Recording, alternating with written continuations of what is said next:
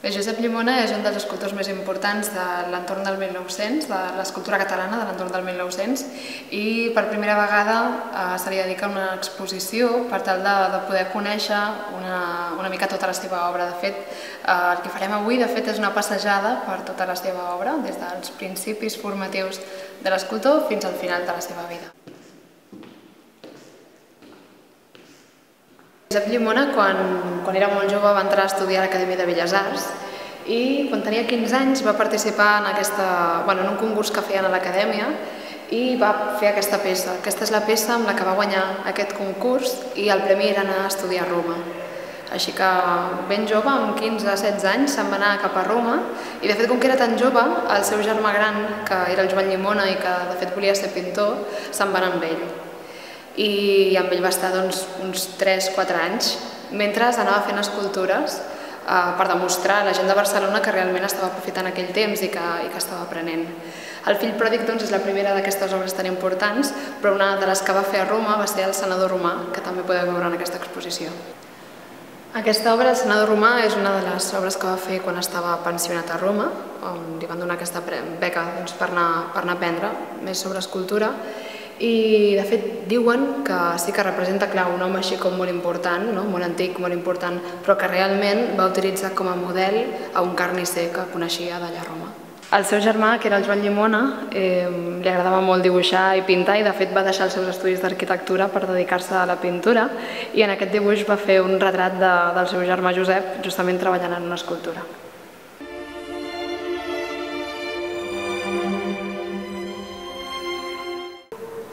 L'any 1891 el Josep Llimona va presentar aquesta obra a una exposició de Belles Arts, La Modèstia, i és a partir d'aquesta obra que queda molt ben definit el seu llenguatge.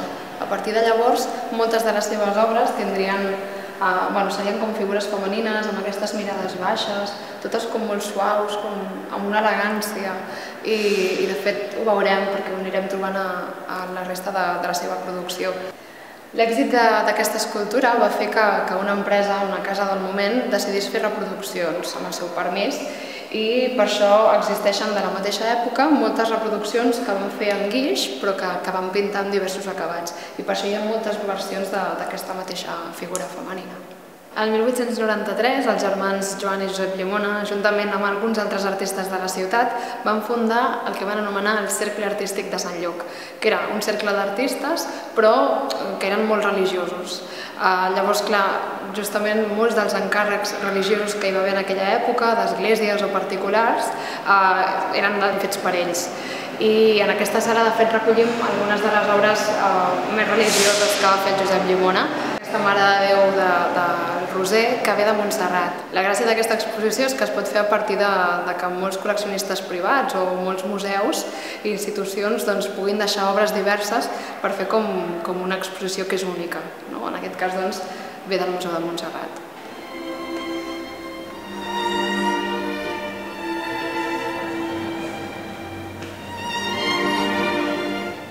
A l'entorn del 1900 és una de les èpoques que s'anomena també l'època de l'art total, perquè de cop i volta totes les arts comencen a tenir molta importància. Trobem grans escultors que també es dediquen a fer com els detalls més petits.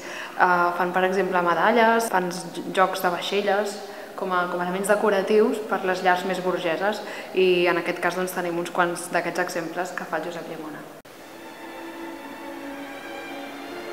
La Primera Comunió és una de les obres que millor sintetitza el pensament religiós i el llenguatge, recull aquestes formes sinuoses, aquesta delicadesa que ja començàvem a veure amb la modèstia.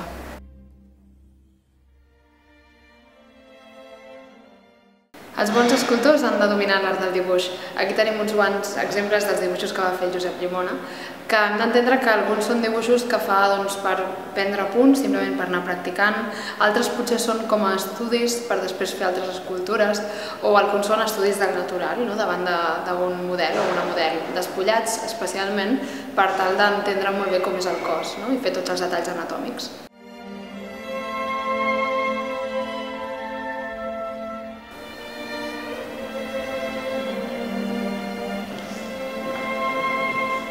A finals del segle XIX i a principis del segle XX, la burgesia normalment tenia la seva casa a les millors zones de la ciutat i també volia tenir un espai privilegiat a les ciutats dels morts, als cementiris. I és l'època, per tant, en què molts dels escultors i arquitectes del moment faran tot de monuments funeraris per aquests grans personatges de la societat del moment. A molts cementiris catalans podem trobar alguns d'aquests monuments funeraris, especialment us destacaria el del cementiri de Montjuïc, que de fet acaba convertint-se en una mena de museu a l'aire lliure.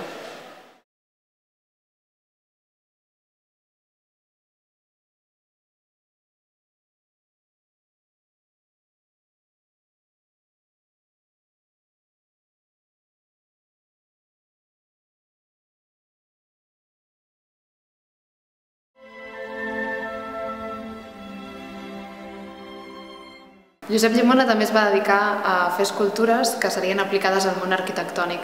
Aquí tenim justament un exemple, que és la Virtut, que la va fer per la façana de la Caixa de Sabadell, a Sabadell mateix. En aquest cas podeu veure l'esbós i la versió definitiva que tenim aquí amb una reproducció fotogràfica.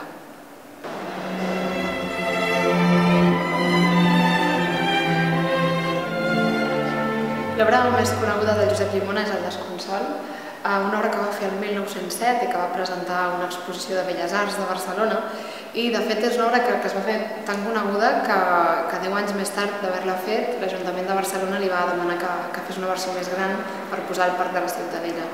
Aquí tenim una de les versions que es van fer en època perquè va tenir molt d'èxit i li van demanar que en fes unes quantes.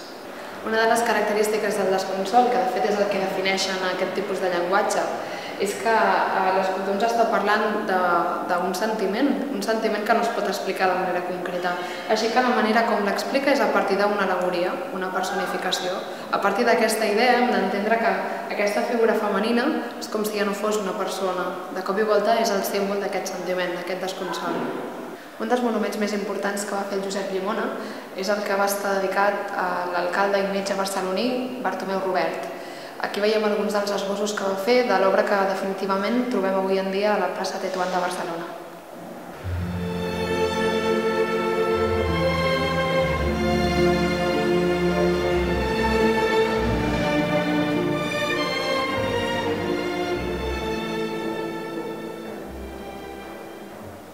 A part de les figures femenines, un altre dels temes més importants que va treballar el Josep Llimona va ser la figura masculina, sovint tractada com un heroi d'una societat que ha d'avançar i especialment exemplificada amb la figura del forjador o del treballador.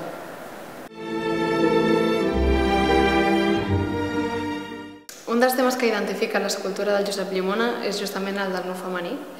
El que passa és que són nus femenins molt delicats, amb línies corbes, molt subtils, que lliguen molt amb el que vèiem abans de la modèstia, tot ple de delicadesa, molt suaus, i on no hi ha línies rígides ni violentes, sinó que tot acaba sent molt delicat, molt melancòlic. Un dels aspectes interessants que podem veure a l'exposició és la consciència del procés creatiu d'una escultura, com podem veure una escultura amb guix en el seu esbós, i com podem veure les versions en diversos materials, com per exemple el marbre o la fusta. Algunes obres és la primera vegada que les podem veure des de gairebé el moment en què van ser presentades pel Josep Llimona. I això passa sovint perquè pertanyen a col·leccions privades que molt amablement ens les han cedit per l'exposició. Com per exemple passa amb aquesta obra, que és coneguda amb el nom de Joventut o La cavallera.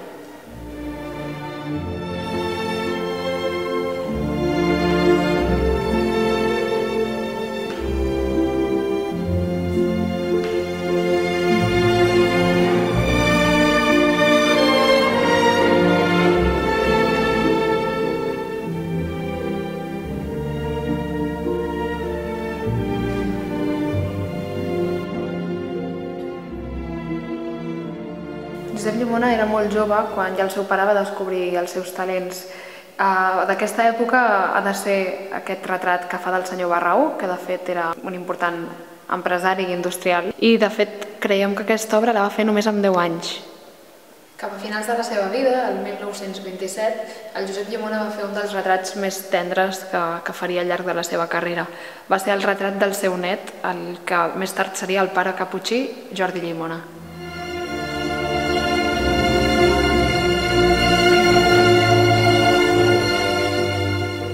Josep Llimona també va retratar alguns dels industrials importants del seu moment, com per exemple en aquest cas, que retrata aquest industrial terrassenc.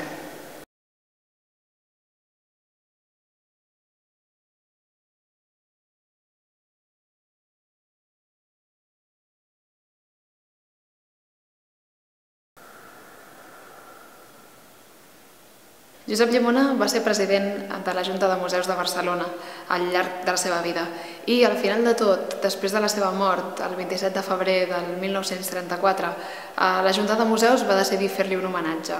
L'homenatge va ser l'11 de novembre d'aquell mateix any, quan s'estava inaugurant el Museu d'Art de Catalunya en el Palau Nacional. Per aquest moment van decidir fer-li un homenatge molt especial.